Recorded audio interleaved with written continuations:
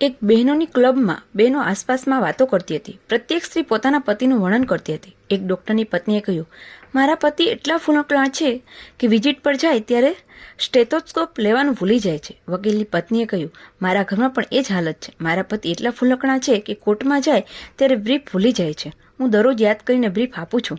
ત્રીજી પ્રોફેસરની પત્ની કહે, મારા પતિ શું વાત કરું, તે ઘરમાં હોય ત્યારે વાંચતા જ બેસે છે. એક દાડો તે વાંચતા હતા. હું બહારનું કામ પતાવી ઘરમાં આવી, મારા તરફ તેનું ધ્યાન ગયું એટલે કહે, મેં તમને ક્યાંક જોયા છે તેવું લાગે છે. આપણે ક્યાંક રસ્તામાં મળ્યા હતા કે નહીં? આમ પ્રત્યેક સ્ત્રી ભૂલકણા પતિનું ગૌરવ લેતી હતી. વાસ્તવમાં ભૂલકણાપણું માણસને ડંખવું જોઈએ, પરંતુ તેમાં કંઈ મારી ભૂલ છે એવું કોઈને લાગતું જ નથી. લોકો ભૂલકણા થવામાં ગૌરવ માને છે. દુર્ગુણ હોવા એક વાત છે, દુર્ગુણની જાણકારી હોવી એ બીજી વાત છે. દુર્ગુણ જાણ્યા પછી તેમાં ગૌરવ લેવું તે ત્રીજી ભયંકર વાત છે. આ બધા પાપો જ છે.